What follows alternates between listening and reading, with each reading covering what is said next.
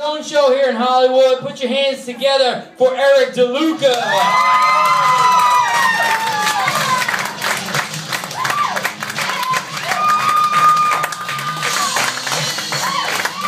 All right. Well, this place just got a whole lot sexier. Of course. Drink it in while you can, ladies, but after the show, beware feeding this party animal 185 pounds of twisted steel and sex appeal. I am a bit of a party animal. Last week I was at a house party hosted by the Dos Equis beer guy. So that by de facto makes me the most fascinating dude in this room. Thank you, really. Hey, you know, stand-up comedy doesn't work out. I just picked up a MacBook Pro, so I'm 1/3 of the way from becoming an overrated DJ myself. Yeah, that's right. I stole every song on the internet from the Black Eyed Peas, so if I ever run into Paris Hilton, now I got a conversation starter, huh? It's not like I'm going to win the lottery. It's not like I'm going to win the lottery, dude. Lightning doesn't strike twice. I graduated Catholic school without ever being touched by a priest. I was also a kicker for Sandusky when I was 10 years old. But that's not really a joke right now, is it, huh? No. Hey, I'm a little bit bummed. I spent my entire comedian fortune of $516 on Facebook IPO stock. Should have listened to my father's advice. Don't invest in things where the returns come back in likes and pokes. Yeah, while I'm on the Facebook subject, please go on my Facebook page, RSVP to my Mayan Apocalypse Party. December 20th is rapidly approaching. I want to get a head count on red cups. I'm not going over budget.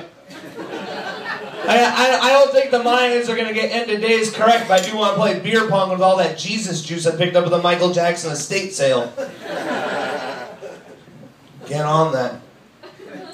A mass suicide just might be what the doctor ordered. We live in the age of the internet. Having journalistic credibility involves owning a camera phone. Right? Upload your photo to Harvey Levin of TMZ and you can be a source. So you can fulfill his midlife crisis acting like one of those Twilight-loving tween girls. Let's just call him what you really are. You're a freaking snitch. Okay? Because in some circles that will get you whacked, but apparently in Hollywood it's a primetime TV desk job. I have to know celebrity news. You know, I'm a comedian, right? When they have a pending felony theft conviction or hookup, I'm all ears, right? Without TMZ, we would have thought the marriage to Tom Cruise and Katie Holmes was a real Mission Impossible, huh? I love sports. I never thought Tiger Woods could do anything more but play a game of 18 holes. Who knew at one time, while married, that man can also play 18 hoes? Right? Oh, it's going again. We're going down a dark path right now. Right? Tony Danza recently got divorced, got to keep his house and custody of his kids. Showed his wife who's the boss, huh? Yeah, it's a cheesy joke sale. I even name drop in my nightmares. I need to know when my favorite celebrities die. When my homie Billy Mays died, I poured out a 40 of OxyClean. Oh, man. Oh, man. What's his name? Andy Griffith died last week. They buried him so quickly, Opie didn't have time to whistle the theme song. You need this stuff. TMZ, where would I be without TMZ? I would have thought Gary Coleman died from complications stemming from different strokes. At least I got to remember to TiVo Dick Clark's Rockin' Coffin Countdown, huh? Reality TV. Oh, I'm sorry. Where would TMZ be without celebrities, right? They need them to sustain relevancy. I'm sure otherwise they try to Wikipedia our history. Finding out Vincent Van Gogh was kinky enough to make his own ear sex tape. Which disciples at the Last Supper were dancing on tables without any panties. Or my favorite, we can update the theory of the extinction of dinosaurs and include individual beatdowns given by Chris Brown. Reality TV pisses me off. I don't know how some of you can watch a whole episode of one of these shows like Mob Wives. If I want to watch Italian women screwing each other, this Sunday I'll show up early to family dinner.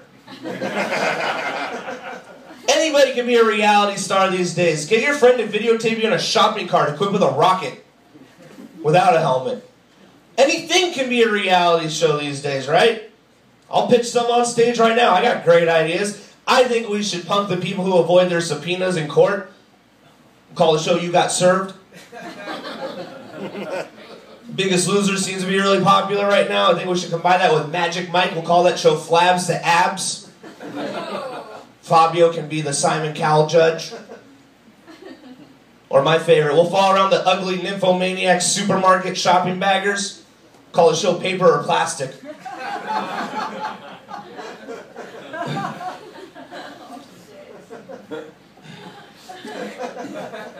I do have one reality show I do watch, guys. I'm going to be honest with you, because we're all close here. When Toddlers and Tiaras is on the air, nothing can distract me from watching that 30-minute margarita of awesomeness. Well, maybe Lindsay Lohan wearing a smile and one of those small elementary school-sized Dare t-shirts, because you don't see that every day now, do you? Let me just tell you, if you're thinking of putting your daughter into a beauty pageant as a child, all you're going to do later in life is give her a leg up on the stripper pole. The show's on the Learning Channel. The Learning Channel. There's one thing that show has taught me. If I want my daughter to win a beauty pageant, I got to dress her up as Snooki during the talent competition. Those parents on that show, they make my parents look like Hell's Angels bikers. They give their kids such huge egos. Their big heads belong on Easter Island. And what for? You know the grand champion is called the Ultimate Supreme? You want an Ultimate Supreme? Go to the drive-thru at Taco Bell. I don't get it. They give their kids such unnecessary egos. Last week, after protesting her timeout, Little Miss Puerto Rico pulled out a switchblade. Insane. Is there anything worse than a stage mom? It has to be one of those dads in khakis who teaches his daughter choreography. You know the one I'm talking about, the one who can sew a pageant gown like a drag queen getting ready for the weekend shift.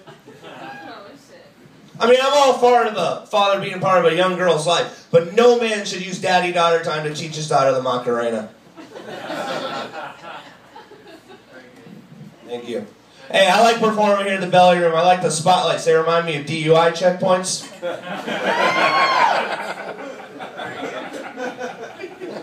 Yeah, very good. Because a year ago I got a DUI, because when I drink and drive, the stop sign's merely a suggestion. At least that's what the cop was telling me, shoving in his vehicle. Well, cheers for that, yeah.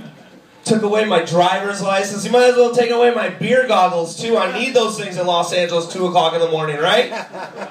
You know, it used to be a great idea for hooking up. Now it looks like a great bet for this year's Kentucky Derby.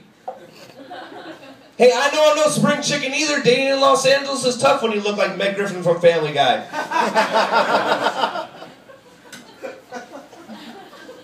I still live at home. Doesn't seem to bother the girls I date. It does seem to bother them on the first date when my mom cuts my steak.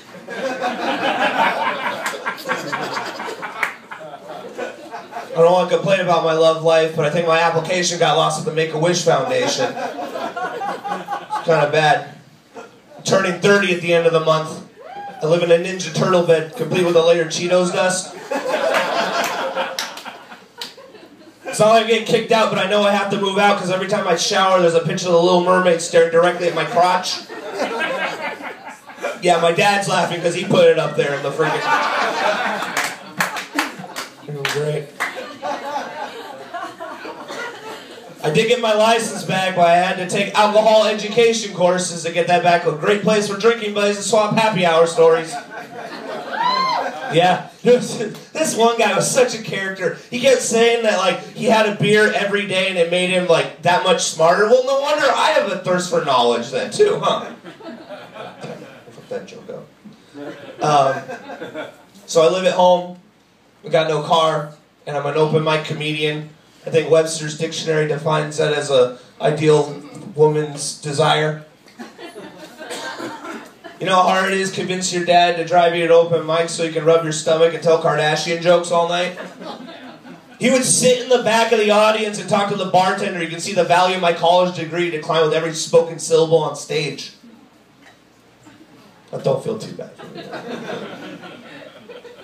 I had to get my breathalyzer on my car to get that off. Finally, don't drink and drive. Just because of the breathalyzer, don't drink and drive. The next breathalyzer that will be installed in my car will be my schlong to see if girls are DTF. Alright, cool guys. Thank you very much. Thank you for coming out. Enjoy the rest of your show.